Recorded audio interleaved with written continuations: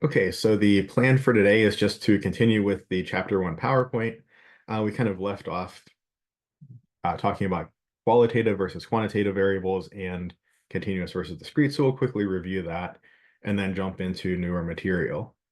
The quote of the day, I really like this quote. It's from a movie, The Truman Show, that some of you might have seen. It's a Jim Carrey movie, and he's mostly known for being a comedy actor like Dumb and Dumber or Ace Ventura, but this was more of like a serious movie, and I don't think I'm spoiling anything at this point. It's, I don't know, probably 20 years old or something. So, but yeah, so the crux of the story is that this guy Truman is his entire life is on this movie set. He doesn't realize that he's in this TV show, I guess it really is what it is. He's in this TV show. He doesn't realize it. They've built this huge set, convinced him that this, small town is like that's where he was born, that's where he was raised and everything, but there's cameras everywhere. All the people he interacts with are actors and he doesn't know that.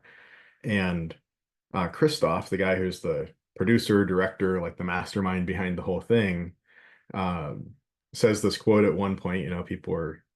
Somebody is asking, like, why doesn't he like suspect this? He notices these odd things. Why doesn't he suspect that this isn't right? And he says, we accept the reality of the world with which we're presented. It's as simple as that. And I think this is such an important quote, especially in today's world, that um, we have access and the ability to access so many different realities, right? I mean, and one of the big ways that we do that, or maybe one of the first ways that we do that for a lot of folks, I know this was the case for me, is through college. So we come to college and, most of the time in your grade school and high school and your family life, like you're interacting with people who are in many ways very much like you, right? You kind of same geographic location, same, um, people within a family tend to share a lot of the same outlooks uh, and things like that. So, but you come to college and you have the ability to interact with an enormous variety of different folks. And I think one of the big questions being asked in higher education today is, well, what's the value of this, right? In particular, what's the value of all of this when I'm doing something that doesn't directly pertain to what I'm going to be doing in my job? Uh, Essentially asking the question, what's the value of general education or these like core courses? Why do I have to take an English literature course if I'm going to be a chemist? Um, and I think this quote really goes a long way towards answering that. There have been whole books written about this, of course, but the point is, you know, people will often give what I think is kind of cop out answers, oh, well, it's like doing mental push-ups and you're exercising your brain and you can take that to another field or your career or something, or oh, well, if you can't write very well, then maybe you won't be able to make a sale later on because somebody scoffs at the fact that you misspelled something. I think those are kind of cop out answers, but I think this is really the real answer, is that if we want to exist in the world, especially in today's world where things are so connected across the entire globe, um, we need to be exposed to different realities. We need to realize that this person's experience might be quite different from my own. And I think the humanities really go a long way in helping us to see that at least that there are other realities, and maybe to even kind of step into those realities for a moment here or there. So uh, anyway, that's the quote of the day for today, the thought of the day for today. And then let me again switch my screens around. So uh, just give me a second to get the PowerPoint and all of that set up, and we will jump into it.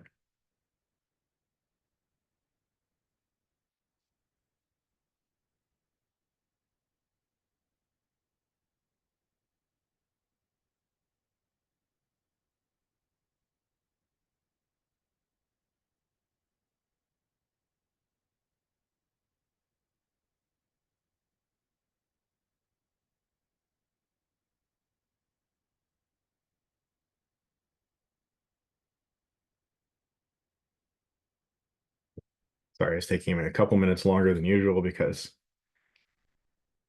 like I mentioned, I kind of switched around my setup here a little bit, trying something a little bit new. So All right, there we go. I think we are good now.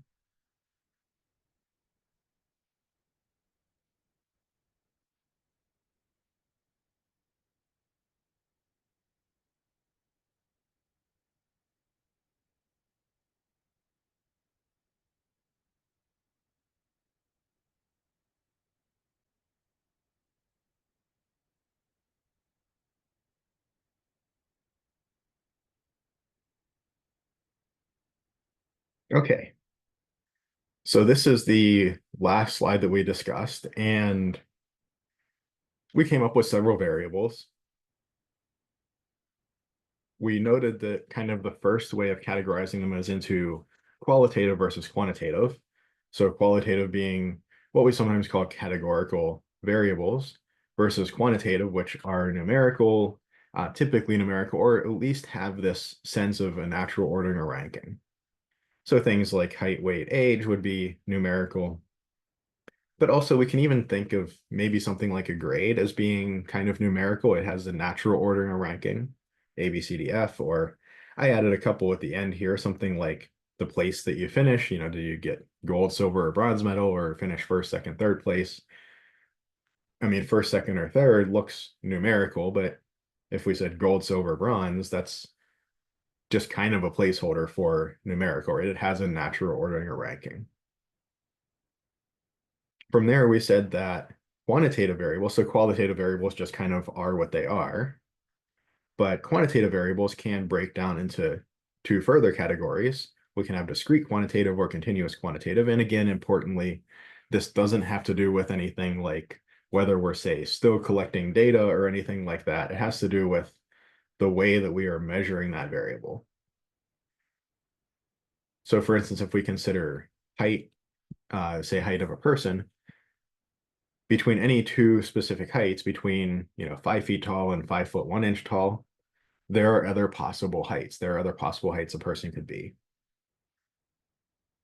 Or another way of thinking about it is that if I measure somebody with a pretty crude measuring instrument and I say you're about 5 foot 1 inch tall, if I had a better measuring instrument, a more precise measuring instrument, I could get more decimal places of accuracy. Maybe they're 5 feet and 0.95 inches tall. On the other hand, discrete variables don't have those properties. In other words, a discrete variable, you can find two, uh, two possible outcomes of that variable where there's no other outcome in between. For instance, something like a grade, well, you can find, say, A and C that has a grade in between, but you can find A and B where there's no other grade in between, or B and C, no other grade in between. Same with something like number of students enrolled in a class. You can have 3 students enrolled in a class, you can have 4 students enrolled in a class, but you can't have some number strictly between 3 and 4. Or another way of thinking about discrete variables is we can clearly identify the idea of a next possible result. If I have 3 students in a class, the next possible result is 4. If I consider, whoops, didn't want to do that. If I consider a height of exactly 5 foot 1 inch, there's no next possible height. Any hypothetical next possible height, 5 foot and 1.01 inches, maybe. Well, I could find another height that's between those two numbers. And we categorize these this way. We said height and weight were pretty clearly continuous, as was, say, blood pressure. And I, again, added a couple more down here, maybe temperature, maybe time, something like that. There were some that were pretty clearly discrete, like number of students in a class, the result of a die roll, 1, 2, 3, 4, 5, 6, a letter grade, things like first, second, third place finish, maybe number of stars on a rating scale. Do you rate this book or whatever on Amazon 1 through 5 stars? You can't rate it 3.7 stars. You have to pick 3 or 4. And then there were some that maybe we could debate about. Age, what exactly do we mean by age? Are we measuring in like seconds or fractions of a second, or are we saying number of completed life years? Salary, again, we could argue, well, this is discrete, say annual salary, because you have to go in increments of 1 cent. But again, it's always a good idea to think about why we're doing something. And why we're doing this is to, in the future, maybe decide, say, what graphical technique to use to represent some data, or what numerical technique to use, which average might be better to use for this data. That's really the reason that we're doing all of this, slicing and dicing. And so if we think of something like annual salary, okay, maybe in some sense it's discrete in a very pedantic sense because you can only increment by 1 penny. But do we really care about that, right? If somebody's making $50,000 a year, do they care? Does anybody really care about the difference between plus or minus 1 cent? It's in what, the seventh significant figure. Like that's far more precision than we're going to have. We're not going to have 7 sig figs of accuracy measuring height or weight or something unless we're in some kind of crazy physics lab, at CERN or something like that. So, we could treat salary as a continuous variable because, again, that last decimal place where that increment is happening, that discrete nature is happening, is so small that it's effectively irrelevant. Okay, so any questions on those ideas from last time? Anybody have another variable that's just like, burning a hole in their pocket that they want to add on to here, or we will move on? Okay, so now let's move into this next idea. And I kind of introduced this idea quickly last time, but just to review, we're going to kind of do an overview, and then we'll dig a little more deeply into them. So we have 4 measurement scales: nominal, ordinal, interval, and ratio. And here, basically, the idea is to look at this from a little bit of a different viewpoint and to look at, in a sense, how much mathematical structure is available to use in each of these scales. So nominal, there's not even a natural ordering or ranking. We essentially have no mathematical structure. We can only categorize into bins, and that's about it. Ordinal has a little more structure. It's ordinal. There's a natural ordering to it. It can be ordered or ranked in a natural way. However, differences, as in subtraction, isn't really meaningful. So in other words, the difference, if I subtract 2 numbers in the measurement side of things, that doesn't really correspond to something meaningful, to a meaningful difference in the underlying thing I'm measuring. Interval, well, here subtraction is meaningful. Subtraction does make sense. However, there's not a meaningful zero. In other words, if I have a measurement of 0, that doesn't correspond to something like there being none of the thing that I'm measuring. And that might seem like a strange thing, but there are cases where that comes up. And lastly, ratio. For the most part, ratio possesses all of the mathematical structure that we might be interested in using. There are some nuances to even ratio data, but the important idea is that there exists a true zero, and that true zero means that ratios make sense, that division makes sense. That if I say that I have 2 things I measure and I have a measurement of one of them that's twice the measurement of the other one, then there's twice as much stuff that I'm measuring as the other one. So let's look at some examples. Well, nominal, we can't even order or rank the data. So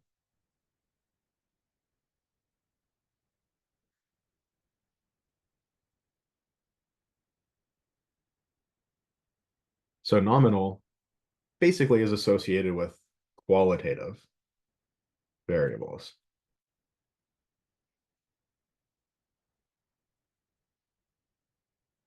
So any of these kind of things, these are examples where, say what city you live in. Well, if you live in Pittsburgh or Wheeling or Cleveland or Philadelphia, there's not a natural ordering or ranking there. So we call these nominal measurement scale. If we jump over to quantitative, that's where we start building up this this kind of underlying mathematical structure.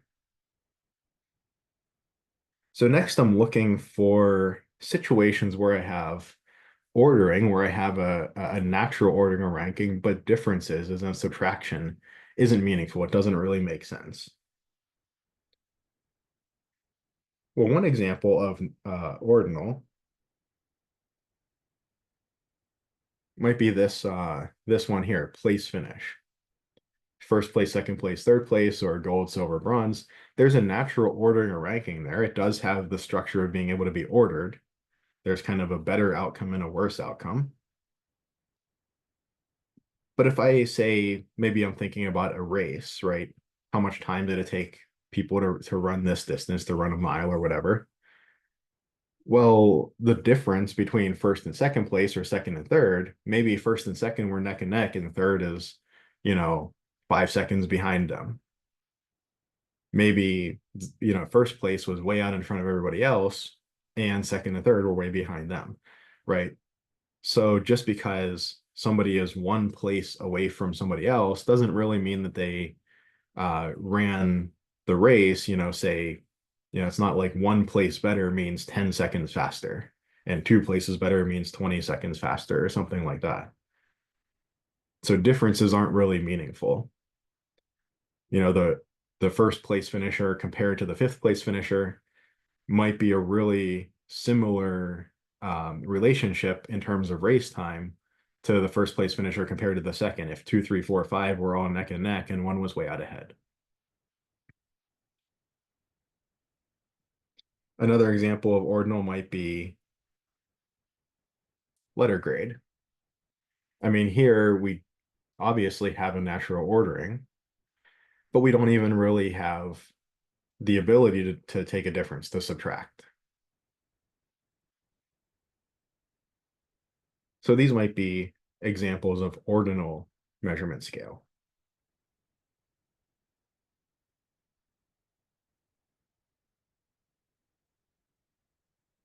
Okay, so what about interval measurement scale? Well, again, the difference between interval and a ratio is whether there's a meaningful zero. So we see the things like, say, height and weight, subtraction makes sense there. If, one person is 6 inches taller than another person, doesn't really, if the measurement is 6 inches taller, that does correspond to something in the real world, that the person has like 6 inches more height than the other person, something like that. So something like height or weight, these do have the property where subtraction makes sense, but also something like number of students in a classroom. Subtraction makes sense there as well, right? If one class has 5 students, another 4, the second class has one more student, and that's, that measurement difference of one corresponds to something in the real world. There's one extra student in that classroom. Or 5 versus 4 compared to 11 versus 10, that difference stays the same, right? If my measurement is 1 unit apart, there's like one extra student in the second classroom versus the first. So it seems like most of what's left is at least interval, but then the question is it ratio? In other words, does division make sense? There are some places where maybe division does not make sense. Now, something like, say, height, that would be ratio. Why is that? Well, if I have, somebody, let's say an adult who's 6 feet tall and a child who's 3 feet tall, the one measurement is twice the other, 6 feet versus 3 feet.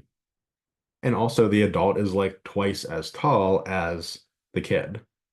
Or in other words, like if I took one kid and put them there and I stood another kid on top of their head, the combination of those two kids' height would be as tall as the adult. So my measurement, 6 feet versus 3 feet, one is twice the other, and that is representative of something in the real world, that one person's height is twice the other person's height. And again, you might ask, like, well, don't all kind of numbers work this way? Well, not quite. If we look down here to something like, let's say, temperature, let me switch my color here. If I think of temperature, well, let's say in degrees Fahrenheit,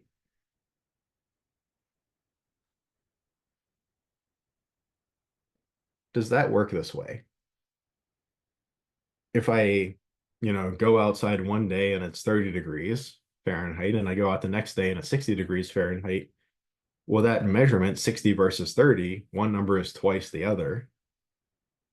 But is it like twice as warm outside in the 60-degree day as in the 30-degree day? Does that ratio make sense? Well, no, not really.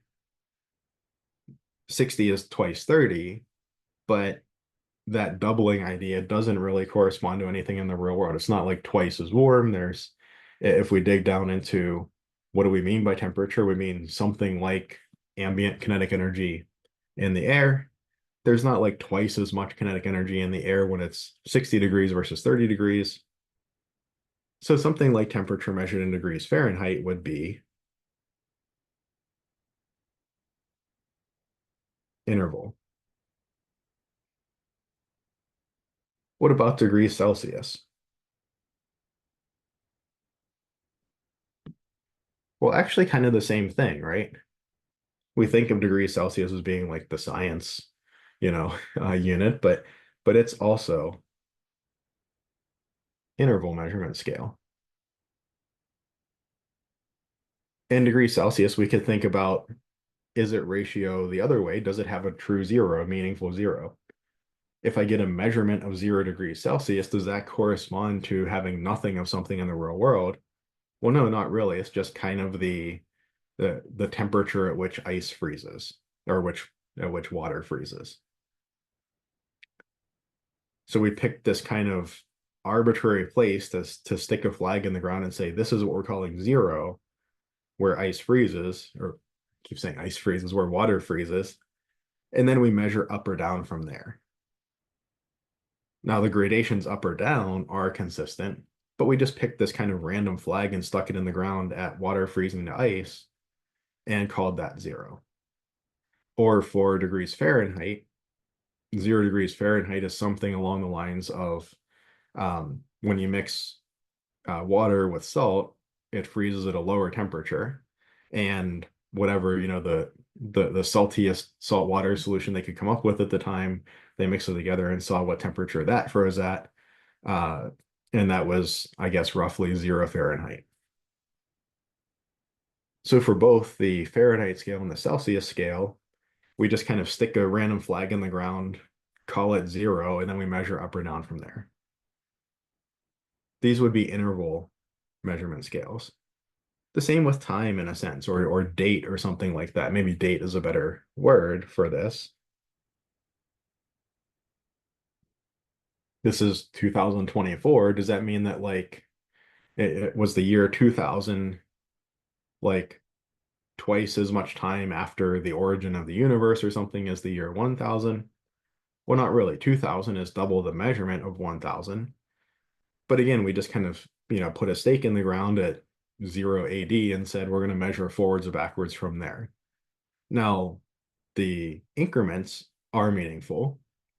So if I say, whatever, 2000 to 2020, that's a difference of 20 years. Well, yeah, in reality, 20 years has passed between those 2 years. So the difference is meaningful, but the ratio is not, right? The year 2000 isn't like, there's not like twice as much time in the year 2000 as in the year 1000. Now, it should be noted that if I was to think of time as something like maybe time from the start of an experiment,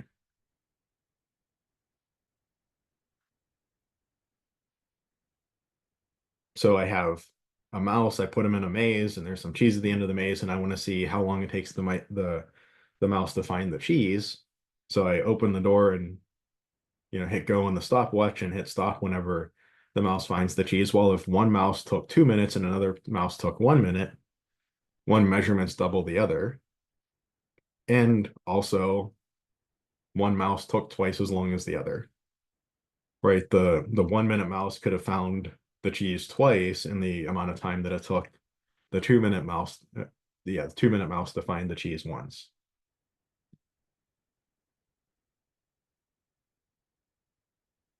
So that would be a ratio. So if we were to say time from the start of an experiment, that zero is kind of meaningful. Like at time zero, that's right when the experiment starts.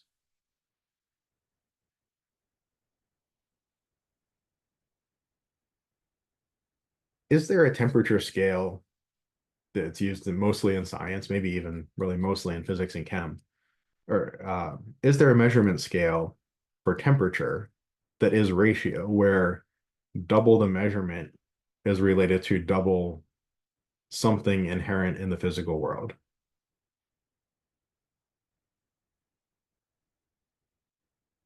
So it's not Fahrenheit or Celsius.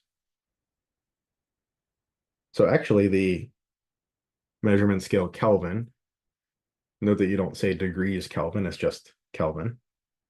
This is ratio. So 0 Kelvin is absolute zero. It's something along the lines of there being no ambient kinetic energy kind of floating around. There's a little bit of a nuance there with quantum mechanics and the Heisenberg uncertainty principle and so on, but roughly speaking, 0 Kelvin is no kinetic energy. And if you have 200 Kelvin versus 100 Kelvin, your measurement, the 200 is twice the measurement of the 100, and the 200 has twice the something like ambient kinetic energy as the 100 has. So Kelvin actually is a ratio scale, and that's why folks like physicists and chemists like to use Kelvin even more than Celsius, because it has this extra bit of mathematical structure to it. We can take ratios of Kelvin and they make sense, but ratios of degrees Fahrenheit or degrees Celsius don't really make sense.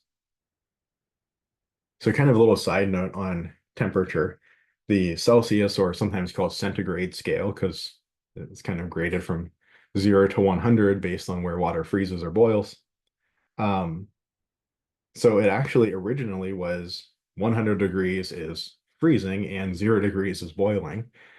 And then they figured out that, water boils when it has a higher temperature, or what we want to define today as temperature, when it has a higher kinetic energy than when it freezes. So they kind of had the scale backwards for a while, and then when they realized that this idea of temperature ought to be related to kinetic energy and how that relates to things like boiling and freezing and phase transitions, then it got flipped around so that it's the way that it is today. But it's not obvious, if you're building a temperature scale and you just see that some stuff freezes and some stuff, boils at different, when it feels warm or feels cold, it's not really obvious which one of those directions should be the larger number until you have, more understanding of science and so on. But we can come up here and we can see pretty clearly weight would be ratio. It has a true zero. If something has zero weight measurement, there's like, it doesn't weigh anything. Or if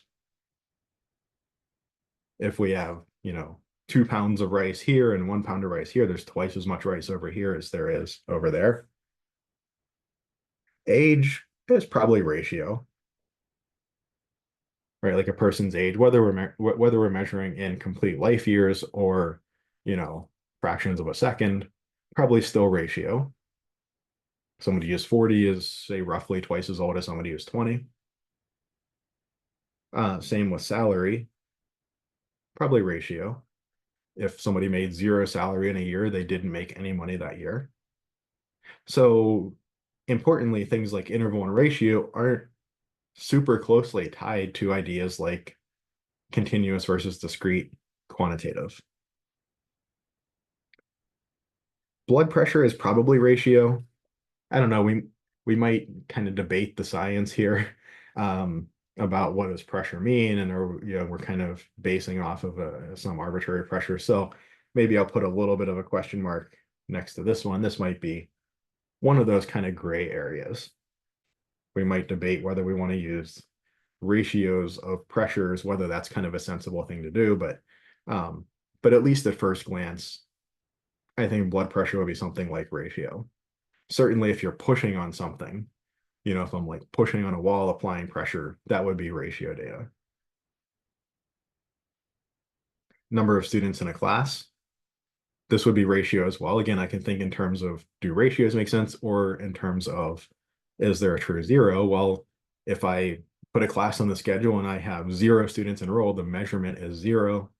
There's nobody in that class. So that would be ratio. The result of a die roll, if my measurement is, 6 instead of 3, I don't know. This one, probably not ratio, right? That kind of 1, 2, 3, 4, 5, 6, it doesn't really correspond to really anything underlying in the real world. Probably not even interval, like 6 versus 5, that difference of 1, or 3 versus 2, that difference of 1, are they like, do they mean the same thing? I don't really know, because with a die roll, I'm not really measuring something in the real world. I'm kind of setting it up to be random. I mean, 6 is kind of bigger than 1, but we might even argue that, is there a natural ordering to a die roll? Am I like counting number of molecules or something like that? Well, no, not really. So I'm going to kind of leave a question mark here for die roll, because really a die roll is kind of an abstraction. We're not really measuring something in the real world when we roll a die. We're kind of intentionally setting up a system where we get what feels like random numbers. Grade we talked about, that's going to be ordinal, because subtraction doesn't make sense, let alone considering whether ratio makes sense. We talked about all of these. Number of stars on a rating scale. So this is kind of an interesting one to think about. So if you go into Amazon and you see that something is rated like 4 stars out of 5, how should we think about that? Is 4 stars compared to 3 stars, that's a 1-star increment, versus say 3 compared to 2, that's a 1-star increment. Should I consider that to be a meaningful difference? If my measurement is 1 star better, is that kind of a consistent amount better? I'm not really sure. Maybe we could give that, maybe we could kind of just allow that for the sake of argument. But then we might ask, is there a meaningful 0? Or kind of, if I have a rating of 4 stars versus 2 stars, my one rating is twice the other. Is that representative of being like twice as good? Well, one kind of interesting thing about star scales is they're usually on a scale from, say, something like 1 to 5. In other words, you usually can't rate something 0 stars. So kind of in a sense, the measurement of 1 is kind of like 0. If I absolutely despise this thing and think it's the worst thing ever, the worst I can do is give it a 1 star. I can't give it 0 stars. How many comments do you see that say, if I could give this thing 0 stars, I would, right? But, most systems don't allow that. So kind of interestingly, like number of stars in a rating scale doesn't even really have a measurement of 0. So actually, it might even be more sensible to think of these rating scales, subtract 1 off of the measurement and subtract 1 off the max value. In other words, it might be a better way for me to think about evaluating how good, a book or something is supposed to be.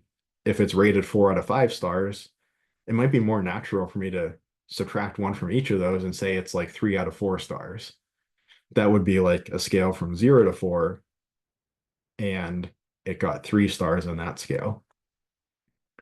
So yeah, something like this, again, it's kind of very unclear whether differences even make sense, whether ratios make sense. They probably don't make sense as is, but could I like subtract 1, like kind of just manipulate the numbers to get a 0, and then that would be a sensible 0?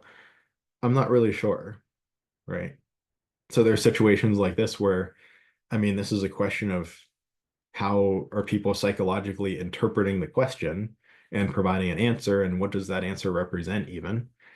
I might not be really sure. For something like height or weight, we have pretty solidly well-defined meanings to those terms, but for something like how much do you like this thing, or would you recommend this thing, maybe a lot less clear. So something like number of stars in a rating scale, I'd probably put a big question mark there. I mean, it's definitely ordinal. I wouldn't put it in nominal because I think pretty clearly if somebody rates one thing 4 stars and one thing 2 stars, they like the 4-star thing more.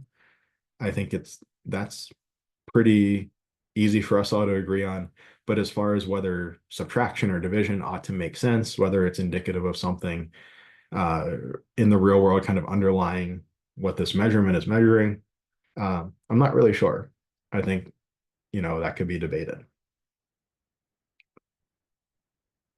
Okay, any questions on any of this?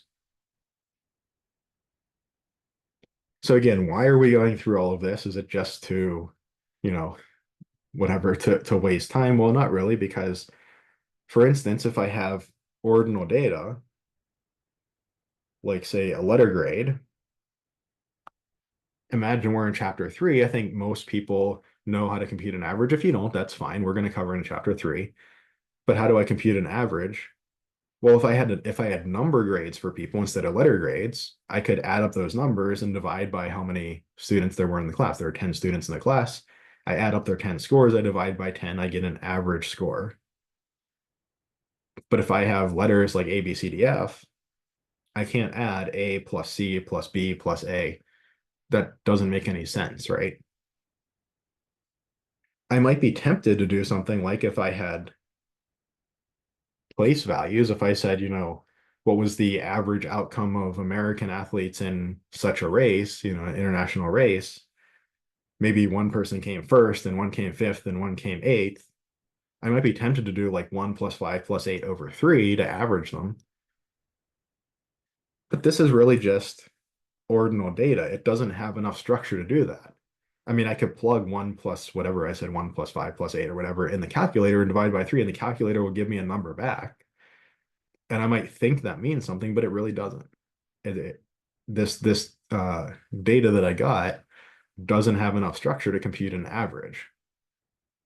But something like, what is the average age of all participants? Well, that makes sense that I can do addition on that, right? Or, what's the average height of this and folks on this NBA team? That makes sense to do. I have enough structure that I can do an average in those cases, uh, but not say in this case or in this case. That's why we care about this. Why do we care about something like ratio? Like, is the zero a meaningful zero? Well, if I'm drawing say a histogram or a bar chart, again, most people know how to do this, I think, but if you don't, like, it's not a big deal. We're going to cover it.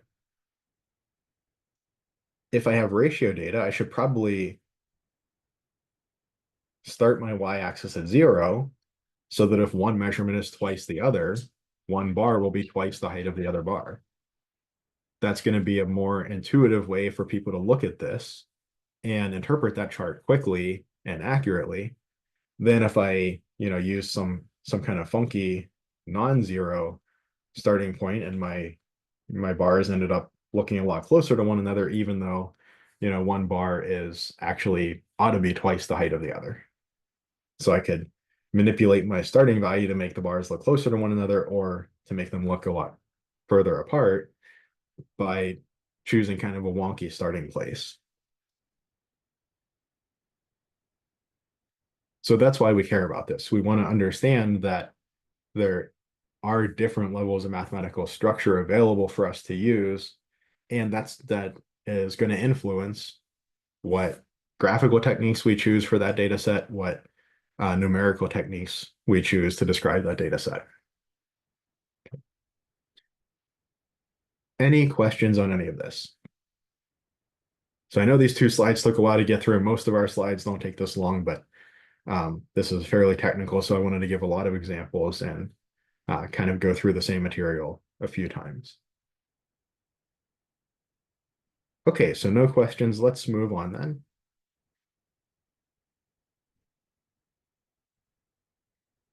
So most of the rest of these slides, maybe until we get to the very end talking about bias, will go quite a bit more quickly. My dog says hi. I don't know if you can hear him barking in the background. Somebody must be walking down the street or something. Um, okay, so the next uh, little bit that we're going to talk about is experimental design. Uh, as kind of an aside, this is not a course in experimental design. We're going to touch on this very briefly, but this is mainly a math course. So we're going to focus most of our time in the course on kind of, in a sense, crunching the numbers after we have them. Experimental design is kind of about how do we get the numbers in the first place? How do I get that raw data in the first place? So we'll talk a little bit about it here, but that's really not the major focus of this course. It's not really even a secondary focus of this course. But just because we always start off by saying we have this data set and so on, it might be nice to just have a little bit of an understanding about where such a data set might come from. So we have some different ways to collect data here, some examples. We have, for instance, a phone survey, a mailed questionnaire, maybe a personal interview. These are what you might call something like passive, or sorry, these are what you might call active techniques versus surveying records or observation, which you might think of as more passive. In other words, if I want to conduct a telephone survey, I have a particular question I want answered. Maybe I'm looking to poll people about who are you going to vote for this election. I know that we're probably all getting tons of text messages and spam phone calls. I just got one a little earlier and was distracted that, political call or whatever it, comes up and says these days. So if I want to ask, who are you going to vote for between these two people, that might be a telephone survey or a text survey where I reach out and I ask exactly the question that I want you to answer. It's more active. It takes more active participation on the part of the person doing the survey and doing the data collection. But the benefit kind of is that you can get exactly the data you want, right? I mean, if I were to survey records, I'm probably not going to get exactly the data I want. Maybe I can look up, say, party affiliations for people in an area and maybe off of that kind of guess who they're going to vote for. But that's not exactly the question I want answered. So I have to really make a big inferential leap because I didn't get exactly the data that I want. Or observation, maybe if I'm, say, a fashion designer and I'm interested in, okay, well, I'm going to make this t-shirt and I'm going to produce it in 6 different colors. What proportion of color should I produce it in and ship it to the stores so that they basically all will sell out? I don't want to, make a whole bunch in red if nobody's wearing red this year, and then those are all going to just sit on the shelves.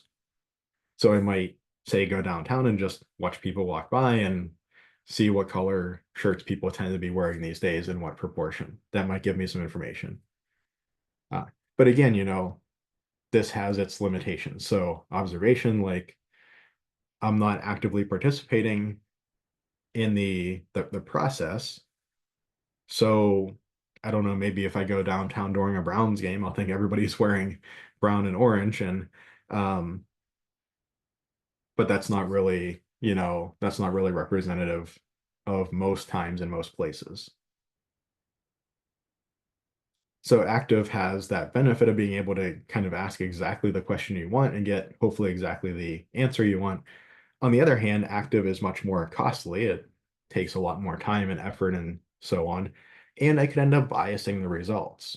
We'll talk a little bit more about bias later on, but you could imagine if I'm researching some disease, especially if it's a disease that people, don't really want to admit having, if it's, kind of socially unacceptable or however you might want to say that. If I just go around asking people on the street, like, do you have this disease? I mean, I'm probably going to get punched, number one, but besides that, uh, people probably are going to lie, right? If they have it, they're probably going to say no. Um, so if I want more accurate information there, I might go to something like an electronic medical record and mine that data because people are probably going to be more honest with their doctor in a private setting. That's going to go into the EMR, and then that might be able to, to be mined a little bit more reliably. So pluses and minuses of active versus passive techniques. Any questions on this?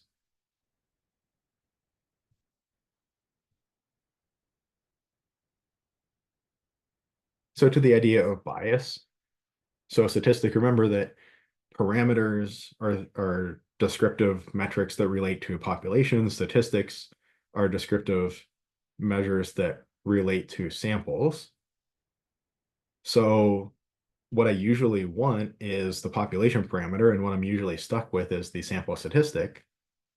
But I kind of hope that if I take a sample, and if it's a good random sample, if it's representative and so on of the population, that when I compute the sample statistic, it ought to be pretty close to the population parameter. Maybe the sample average height of people in Pittsburgh from a sample of size 1,000 ought to be pretty close to the actual true average height of people in Pittsburgh if I had measured everybody in Pittsburgh's height. Now, unfortunately, there's times that that statistic is biased in a sense that that statistic is computed in such a way that it's kind of on average different from the population parameter. I mean, one example is if I went and took my sample from a preschool, my sample of people's heights from a preschool, I mean, I'm going to get like an average height of 3 feet or something. I don't really know how tall preschoolers are, but they're not that tall. And I'm going to have I'm going to have a sample average that's very much biased to the left. Maybe I got the teacher in there or something, so maybe they're not all 3 feet tall, but my sample average is going to be much lower than the population average. Or if I, went to a high school basketball team and measured their heights, and I'm going to get something that's biased to the right. So there are many techniques to get unbiased samples. The most common one is random sampling. So I consider the entire population of interest, say something like all Pittsburghers. I assign each one of them a number. This person's number one, that person's number two, and so on, kind of like a lottery. And then I say, okay, I want 1,000. I want a sample of size 1,000. I want 1,000 of these folks. If I want to choose them randomly, I just imagine that I took the whole, numbers 1 through 600,000 or whatever, put them in a big, bingo tin kind of thing, rolled it around and picked out 1,000 numbers at random. So person number one is as likely to be chosen as person number 562,000. When I do things that way, no one person is more likely to be chosen than another person. And in a sense, I would kind of expect my sample to be just kind of a microcosm of the population, a kind of a smaller version of the population. Or what we often say is I would maybe expect my sample to be representative of the population. Now, there is something to be said about sample size. If I randomly sample one person from the population, that's not going to be a representative sample, right? I might pick somebody who's really tall or somebody who's really short. But if I pick a decently large number of folks, 1,000 or something like that, I probably have enough folks, if I'm just looking at heights, that I have some tall folks, some shorter folks, some kind of average height folks, that I have a representative sample. As kind of a side note, the more things that you're interested in measuring about a population and a sample, the harder it is to get a representative sample for a given size. If I'm interested in height and weight, or height and weight and sex and geographic location and job and right, well, you can imagine that even if I get 1,000 people, I'm probably not going to have a representative sample where I kind of have, if I slice and dice and have all of these different possible bins, I might have 10,000 bins and only 1,000 people to fill them up. I'm not going to even have on average one person per bin. So the more things that I'm interested in measuring, the larger the sample I need to take to get a representative sample, and it kind of grows very quickly with the number of things that I'm interested in measuring. But again, most important one is random sampling. There are some others, and there are a lot more that aren't on here. So that's the idea of simple random sampling. And this is really the sampling method that underlies the models that we're going to talk about in this course. We're basically going to always assume for whatever, we do confidence intervals or hypothesis tests or whatever, that the data was generated by a simple random sample. That we took the whole population of interest, gave out numbers, and then randomly chose numbers from that population. Now, of course, this isn't exactly true, right? I mean, if I pick, person number 10 in my, population of Pittsburghers, that person might not cooperate. They might just say, no, I'm not letting you measure my height. And then, so it's in practice not a perfect way of doing it, but in theory, it's maybe about as close to perfect as you can get.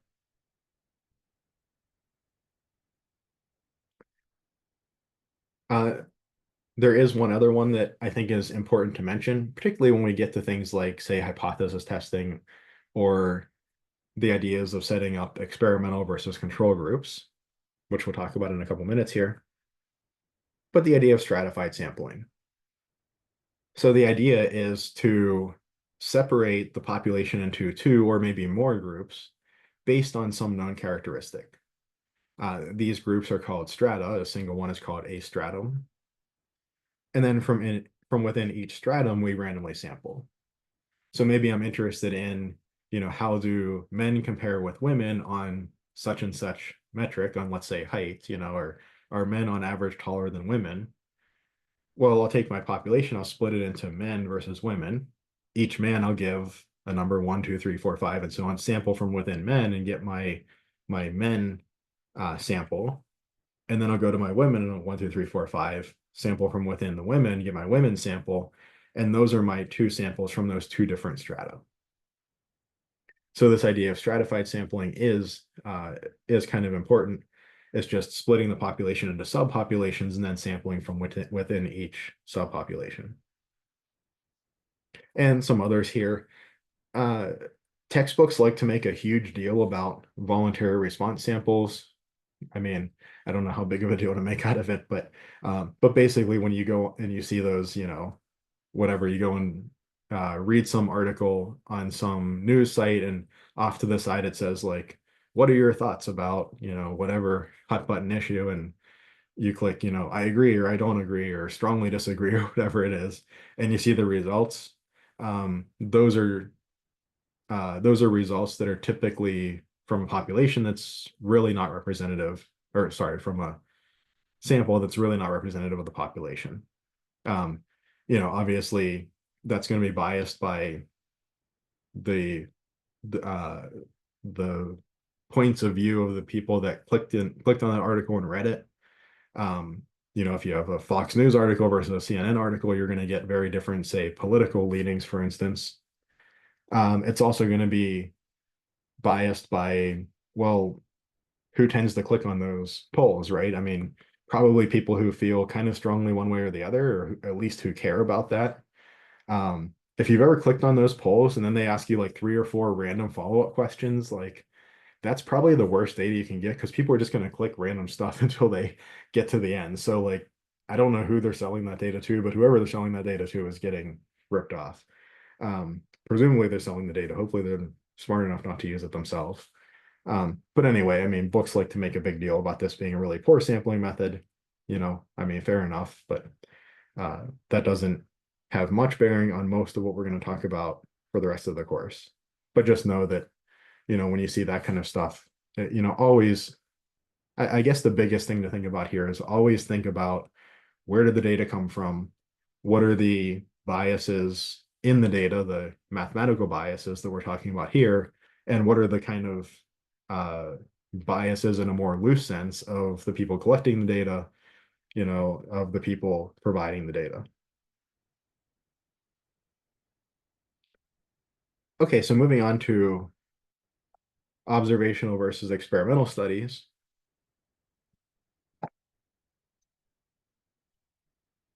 So an observational study, kind of as the name suggests, the researcher is just observing what's happening or has happened. So that's kind of like the fashion designer just sitting on a street corner and checking off, this person's wearing a red shirt, this one's wearing a green shirt, getting data that way. That will be an observational study. There can be something called an observer effect where, if a manager at an assembly plant says, oh, I'm curious to see how productive my employees are, I'm going to go and stand next to the assembly line and watch how well they're working. Well, of course, they're going to work very well when the manager is standing right there. So there's an observer effect. It might be in some sense better to say put up some hidden cameras and watch your employees. You're going to get better data that way, but that also has some ethical issues, right? So a lot of these experimental design, a lot of experimental design also has to do with ethics. So is this the right thing, the moral thing, the ethical thing to do, heck, even a legal thing to do in a given situation? So a lot of experimental design, has to kind of think of that as well, especially when we're dealing with studying people, which quite often we are. An experimental study, on the other hand, the researcher kind of is active in the process. The researcher is kind of manipulating the inputs and trying to see how that manipulation of this input affects the output.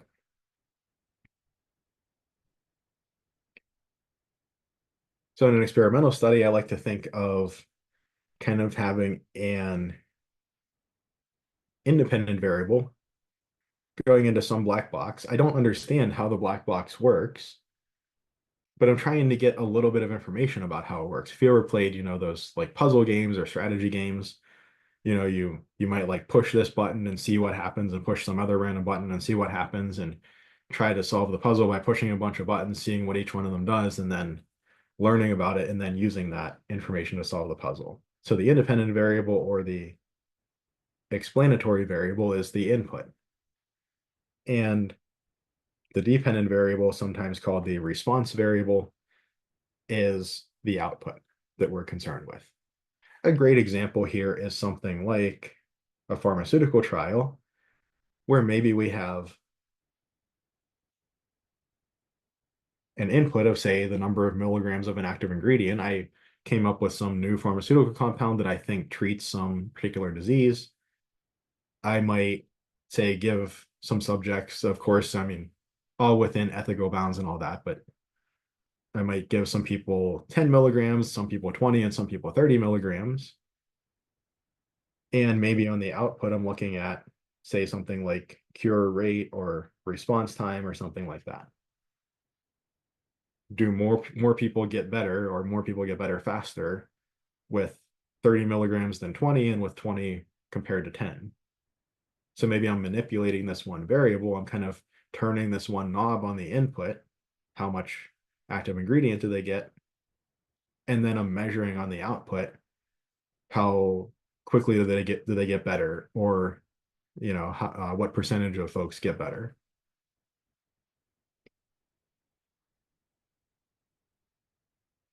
Now, unfortunately, most of the time, things that we're studying are quite complex. We're maybe studying how stuff in the human body works, or how stuff in the economy works, or there are a lot of moving parts, and that's the reason this is kind of a black box, that we don't know how it works. So we could have, I don't want to use green for this. This is definitely a bad thing in some sense. We could have confounding variables entering the picture. These are variables that are not the independent variable, but that affect the dependent variable. Typically, we don't know about these. If we knew about them, we would try to design the experiment to take those into account, but there are always going to be some confounders that we don't know about. So I think that I'm turning one knob on the independent variable and measuring the effect of that on the dependent variable, but there are some other knobs, often some other control room somewhere, that somebody is kind of randomly twisting and turning. Those are the confounding variables. They're also maybe affecting the dependent variable, the thing we're measuring, but they're not the knob that we're turning. It would be super nice if we had this very nice process where we turn one knob and we see exactly the effect of that in the output. That's not realistic for most experiments. So an example of a confounding variable might be something like the placebo effect, particularly if, say, for instance, we're looking at a new medication that treats, say, depression, and we're looking at how many folks report having fewer depressive episodes or less severe depression after taking this medication for a month or two. Well, if people are generally, having fewer depressive episodes, or seemingly getting better as a result of taking our drug, well, are they getting better from our actual active ingredient, from the pharmaceutical compound we developed, Or are they getting better just because they're kind of part of the study? Maybe they feel like they're taking some agency. Maybe they feel like they're doing something that's making them better. So that might make them feel like they're getting better. And maybe our active ingredient doesn't do anything. That's the general idea of the placebo effect. As my wife likes to say, well, the placebo effect's still in effect. So, fair enough. But particularly if our active ingredient has side effects, could we get a similar effect with something else that has fewer side effects with, what they call a placebo or something like that? Um, so how do I know if the result that I'm seeing is due to maybe the knob that I'm turning, so to speak, the manipulation of the independent variable, the active ingredient, my drug, or if it's due to something else? Well, typically what we would do is we would set up a control group. So in other words, I might have a few experimental groups. Maybe I'd have a group with 10, 20, and 30 milligrams of active ingredient to see how well the active ingredient eliminates the disease.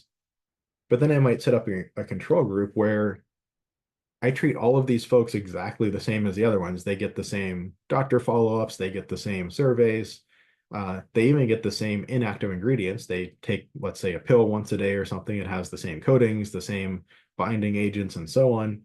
Was made in the same compounding factory. To the best of our ability, the only difference is that it has 0 milligrams of our active ingredient.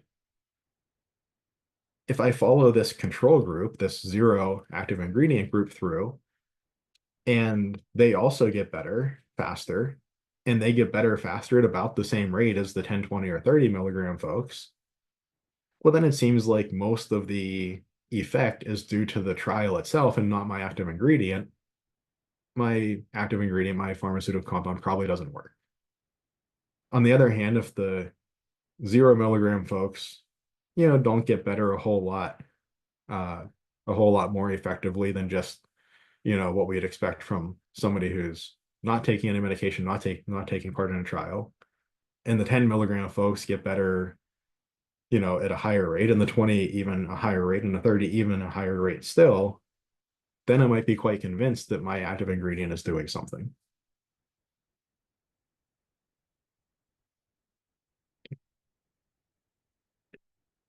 Okay, any questions so far?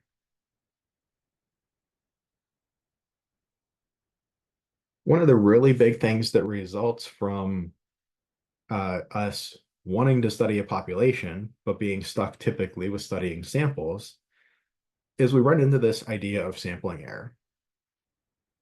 So if I have my, let's say, 600,000 Pittsburghers and I take a sample of size 1,000, measure their heights, most of the time my sample is going to be representative of the population. 1,000 is a pretty big number. If I'm just measuring one variable, I'm going to get some tall people, some short people, mostly average height people, and so on.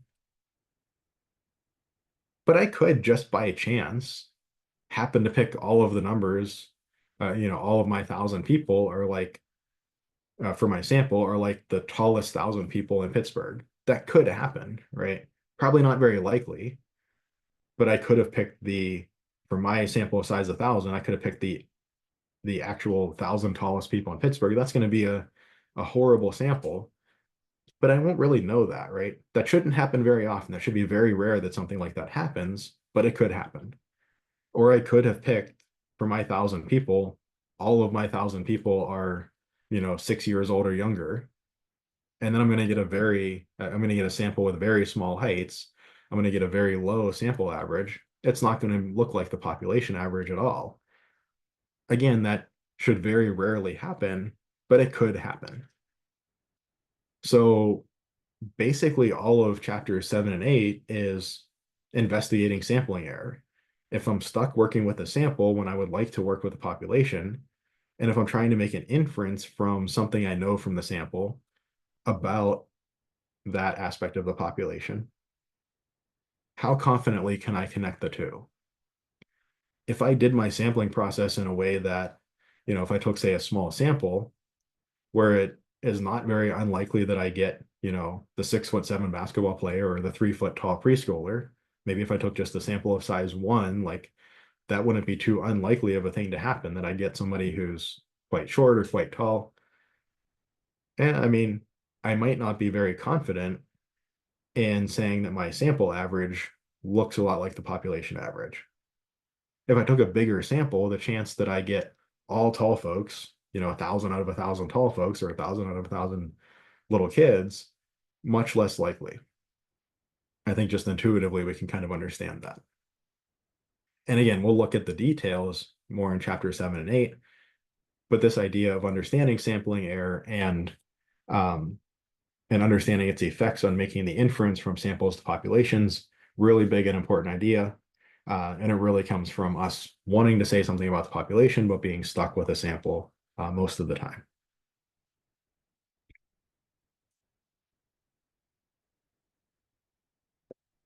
Okay, so statistical significance. This is another big topic. It relates to that idea of sampling error and chapter 7 and 8, particularly chapter 8. So this relates to the idea of hypothesis tests. And here we say that if we get a result, let's say that I'm curious, I think that people in Pittsburgh are giants, so I think that on average our height, the average height of Pittsburghers is over 6 feet tall. If I take a sample of, say, 1,000 Pittsburghers and I get an average that's over 6 feet tall, well, if the average height of Pittsburghers, the population average, truly was whatever, maybe 5'7" or something, maybe around the average height nationwide. If the average height truly was 5'7", what's the chance that in a sample size 1,000 I get a sample average over 6 feet tall? That would be quite unlikely. We're not running any numbers or anything, but I think intuitively we can kind of understand that going 5'7" to 6 feet, that's a pretty big jump. And a sample of size 1,000 should be pretty representative of the population. So since that's very unlikely, we might say that sample represents a statistically significant result, that if I took a sample of size 1,000 and got a sample average over 6 feet tall, since that's so unlikely to happen if the true population average height was 5'7", I might actually say that that's a lot of evidence in favor of the claim that people in Pittsburgh are much taller than the national average. That's the idea of statistical significance. This is really a huge topic that we'll discuss in a lot more detail and depth in chapter 8. But that's the basic idea. If we get a sample that is very unlikely to happen under, say, some particular worldview, then we might, on the basis of that sample, switch to a worldview that's more concordant with the sample that we got. And that's the idea of statistical significance.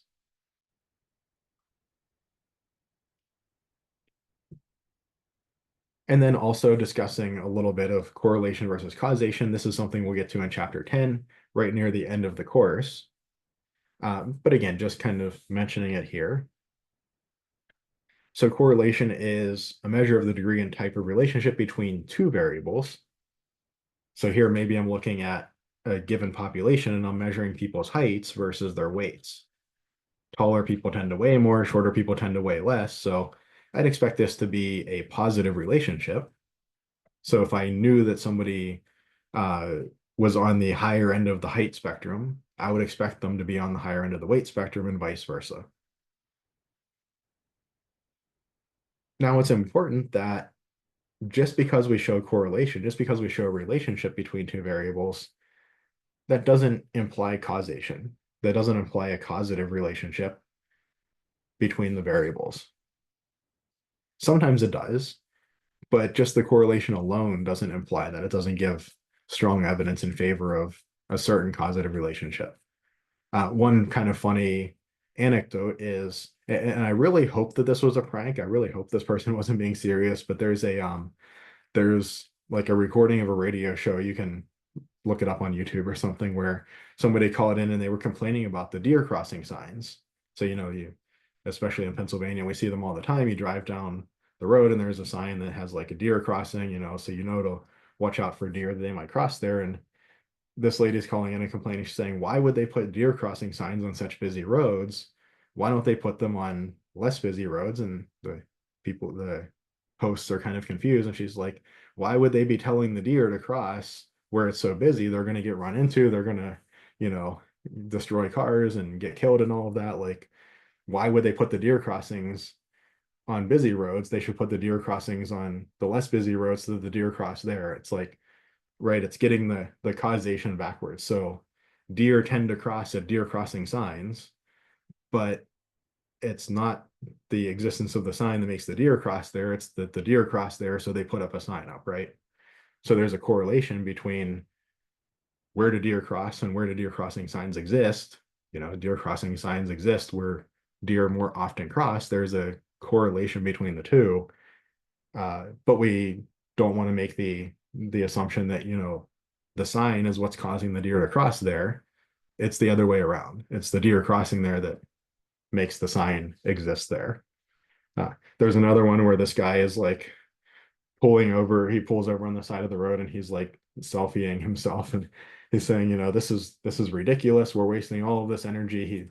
There's the big wind turbines behind him, and he's like, it's so windy here. Who installed all these big fans to just blow all this wind around? We're wasting so much energy on these big fans. And so again, you know, there's a lot of wind in this area. There are wind turbines in this area. Are the turbines causing the wind, or is the wind the reason the turbines are there? Right? Again, I hope that both of these people are like doing this as satire or a joke or something.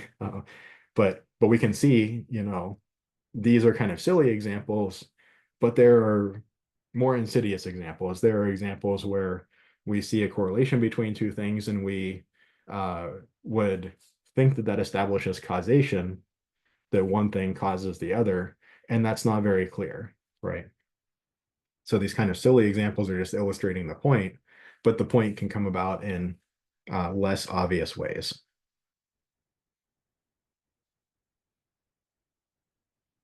Okay, and then moving to the last few slides, misuses of statistics. Moving into here, I think it's really important to note that misuses of statistics, you know, representations of statistical claims or statistical facts that might mislead somebody or mislead a reader or lead somebody to make a wrong conclusion. This isn't necessarily implying malevolence on the part of the presenter of the statistic. It could be malevolence, it could be ignorance. So if you see an example of a statistic and you think to yourself, oh, could this be a misleading statistic? Just because you trust the person who's presenting it, if you think that they're a good person or they don't have any reason to lie to you or whatever, that doesn't mean that they're not engaging in a misuse of statistics. It might be just an honest error, an honest mistake.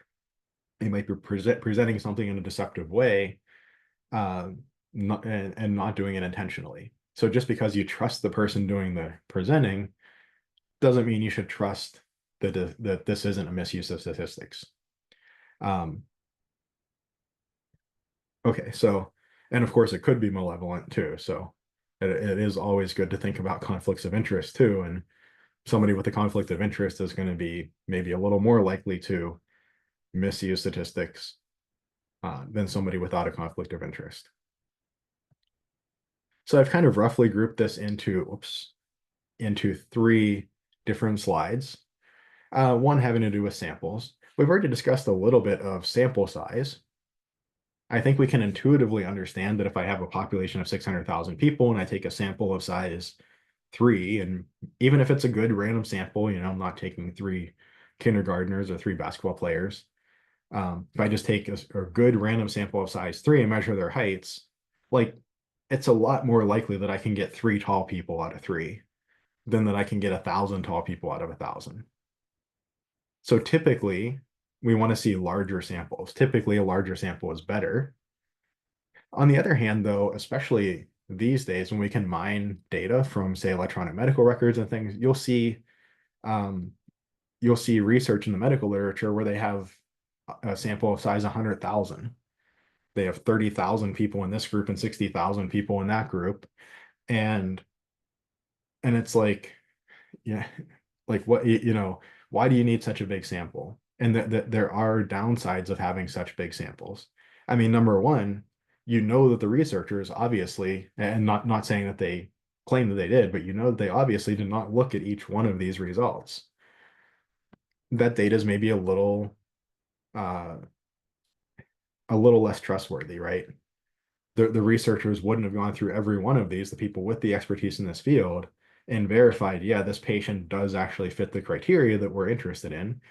They're setting up a search and using the computers to do that for them, hopefully spot checking. Hopefully they take, 50 or 100 kind of randomly chosen, uh, patients from this 100,000 and look at them carefully and they're like, okay, yeah, it does seem to be working. Hopefully they do that. Um, but with a big sample size, very, very tiny differences can really be magnified. Again, we'll see a little more about this later on in the course. So sample size on either of the two ends of the spectrum can be something to watch out for. Now, don't get me wrong, say a case reported in medical literature, essentially a sample of size 1. Hey, this person has this disease with this presentation is very strange. That's valuable information. I mean, knowing that that can happen might lead somebody down a very fruitful line of research, or it might make a clinician, stop and think a little bit more when they see this constellation of symptoms. So that's valuable information. But what we can't do is we can't say, okay, there's this case report. Now I think that like everybody looks like this, right? We can't generalize to a population from, a very, very small sample size. That's not to say that information is useless, but we have to keep it in context. Uh, there's actually, I think I'll wait to talk about that example till later. Hopefully I'll remember when we get to hypothesis tests and sample sizes and so on. Um, okay, faulty survey questions or data collection methods. People are writing the survey questions. They're asking people, or people are choosing how to do the data collection. People make mistakes. You can write a question in a way that maybe leads people a certain direction for the answer, and completely unintentionally. One thing that you might not think about, that some of these pollsters like Gallup polls and so on, when they do polls, they do think about this because that's their whole job. Um, if you say, who are you voting for, candidate A or candidate B, if you always put candidate A first, people will be just a little more likely to choose candidate A because they're the first one. So, I mean, somebody with strong feelings isn't going to choose the opposite candidate because they're listed first. But somebody who's like, yeah, I could go either way, they might be a little more likely to choose the first one. So they actually randomize the order. So, half of their surveys will say A or B, and half of their surveys will say B or A. Or if there's a bunch of candidates, they'll be in jumbled order for everybody. So hopefully that little bias towards choosing the first, for instance, A will get a little bit of a bump sometimes, but B also gets a little bit of a bump sometimes, and hopefully they kind of balance out. And then lastly, fairly insidious example is input errors. If you go and you collect a bunch of data and say on people's income and, what's your annual income? If somebody reports $1 million, well, do they mean like to type in, what would that be, like 10,000.00? Did they just miss a decimal point? I mean, if there's somebody in your sample with $1 million annual salary, that's probably a really important data point, because there aren't going to be many people that far away from the average, right? That's an important piece for to make the sample a representative sample of the population. On the other hand, if they meant to put a decimal point there and just didn't, um, you know, that's going to that's going to have a large effect on much of the statistics that you would compute or report. Um, and that effect is not going to be reproducible. That it's going to be a spurious effect. So how do you detect input errors? I mean, I I don't have a good answer for that. So if you just say chop off the top 10% and the bottom 10%, it's like that's probably a lot of the times really important data if it's true. So Okay, next slide on bias. I think we'll come back to this because we can take more or less time on this. And then kind of lastly, misuses relating to statistics, relating to um, sample statistics.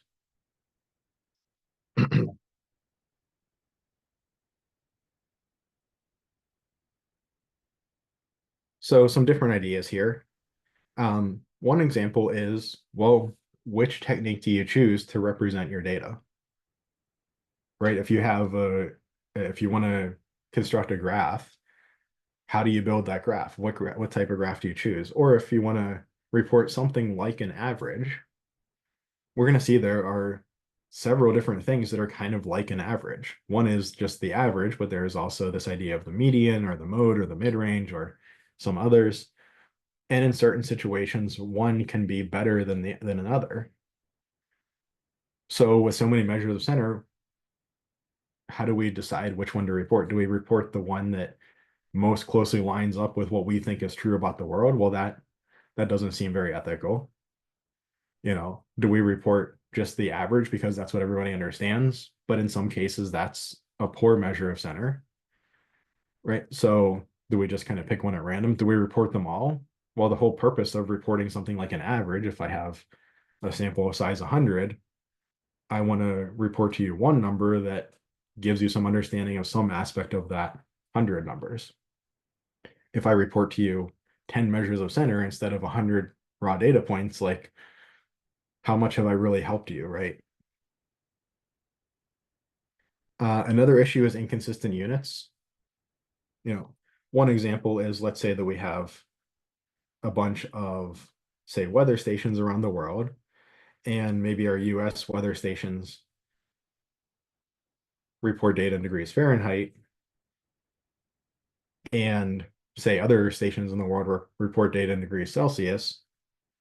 Well, if I just kind of lump together all of these numbers and take an average or something like that, that wouldn't be a good thing to do because these have different units. I ought to convert all of the numbers to the same unit and then say average them or do what I'm going to do with them. So this is kind of an obvious example, but there are less obvious examples of this. For instance, if you look at, say, the S&P 500 over the last 100-ish years, it kind of looks like this. Something along those lines. So this is like 1926 or whatever, I think when it started, 1920 or 2024. So you look back here and you say, oh, why are all these people complaining about the Great Depression? Wasn't uh, the housing market bubble and um, the recent crash, I forget what they called it, but um, the tech bubble and crash, the housing market bubble and crash, the more recent, like kind of random, 1 week dip that we had in the market during COVID, weren't all these so much worse than the Great Depression? What are these people complaining about? But we have to keep in mind that the S&P, roughly speaking, is measured in dollars. And so my unit back here is like a 1926 dollar versus a 2024 dollar. These are actually very different units. I mean, you could buy, you know, several loaves of bread. I don't know, maybe 10 or 15 loaves of bread for $1 back in 1926. In 2024, you can buy like a slice of bread for $1. I don't know, can't buy very much bread today for $1. So these are very different units, even though the unit indicator looks the same, these mean very different things. If we control for that and we'll do more of this, more on this example in chapter 2 when we talk about graphs. But if we were to look at something like percent increase or decrease year over year in the market, we'd see something like this, a bunch of kind of positives, and then like a huge negative, another huge negative, another big negative, you know. And here we would see, for the tech bubble and crash, maybe something like that, or the It wouldn't be over 4 years, but maybe a couple years. Or for the housing market crash, we might see something like this, and then you see it, okay, yeah, the Great Depression was actually a lot worse than, our recent crashes. When we're looking at year over year rate of change, we're kind of comparing, the value of a dollar from the beginning of a year to the end of a year. That's a much more consistent unit. I mean, there still is a little bit of inflation that went on throughout that year, but it's much less than what happened over a span of 100 years. Anytime that my kind of rough cutoff is if you're looking either to maybe plan for retirement or if you're looking at how your investments did and you're going over a span of 5 or more years, you probably ought to take inflation into account. Definitely if you're going over 10 years. Uh, within 1 or 2 years, probably not a big deal. But over, 5 years, probably a bigger deal. 10 years, definitely a big deal.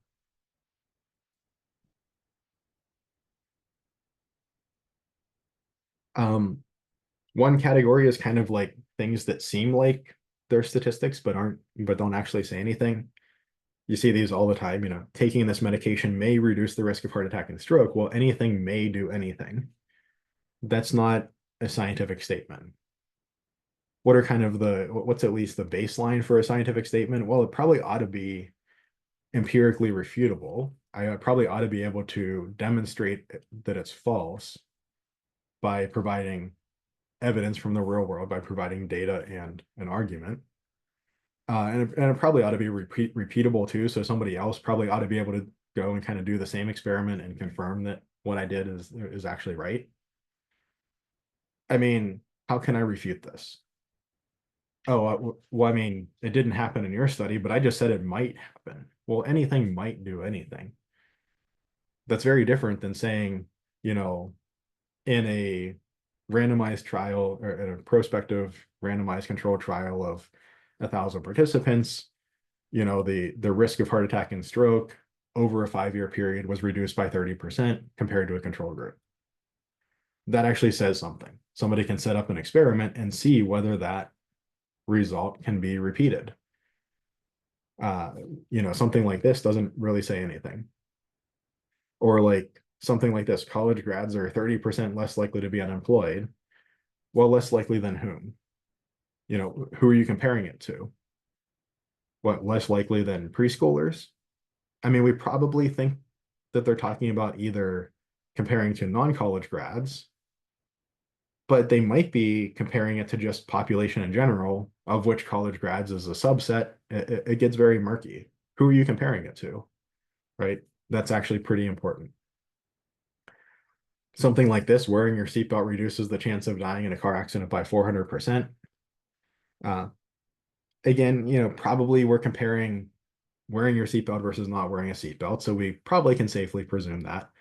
But how do you reduce something by 400%? If you reduced it by 25%, it's 0.75 times as likely. If you reduce by 100%, you completely eliminate the risk of it.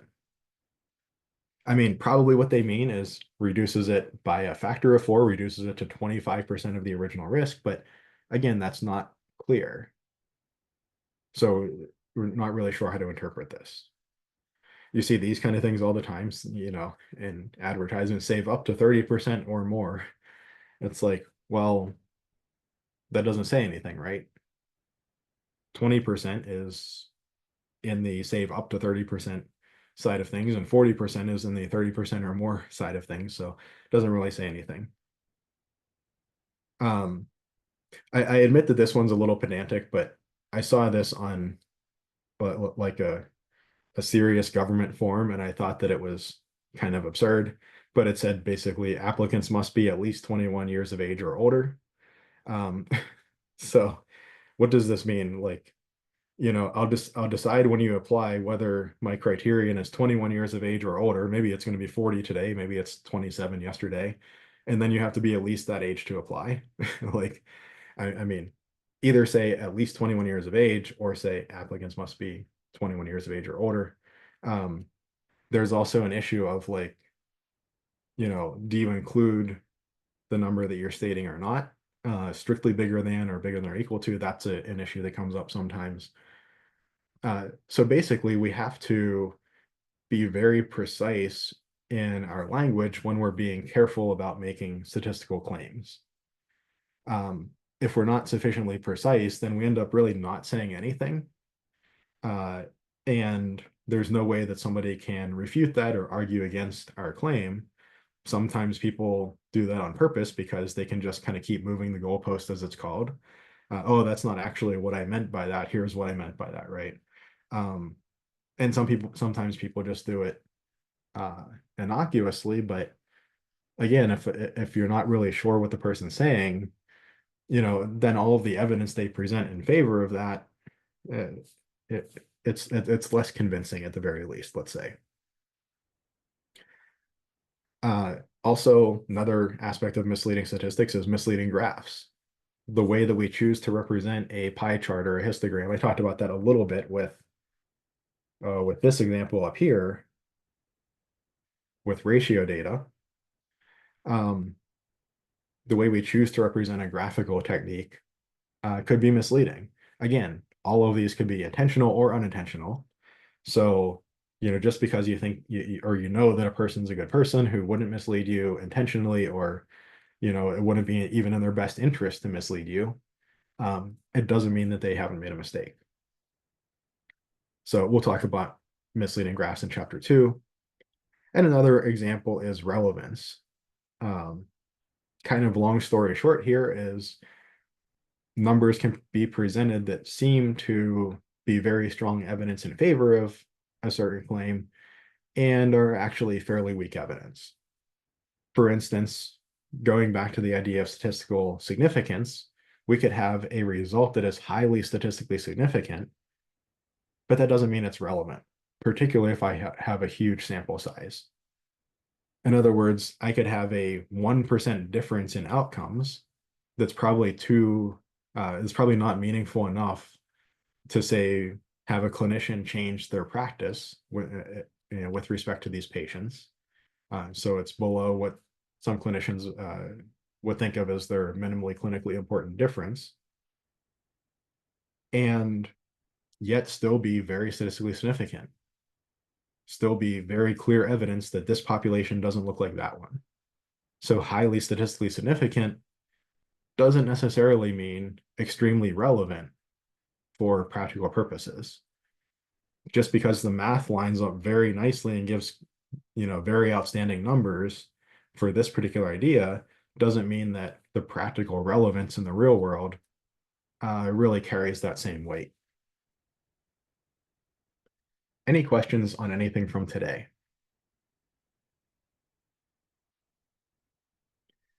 All right, so in the 5 minutes or so that we have left, I don't think we have time to discuss bias. So that'll be the first thing we do when we come back. That'll wrap up chapter 1. And then we'll start into chapter 2 on graphical techniques. So take a look through, take a glance through the chapter 2 material, maybe skim through it. Some of the stuff you probably recognize, things like histograms, bar charts, and pie graphs, things like that. But some of the stuff, probably a lot of the stuff, will be somewhat new, or at least stuff that you recognize, but maybe thinking about it a little bit differently. So take a glance through chapter 2 in preparation for next time, and we'll wrap up this slide and start on chapter 2 next time. So I will see you all on Wednesday. Have a good one.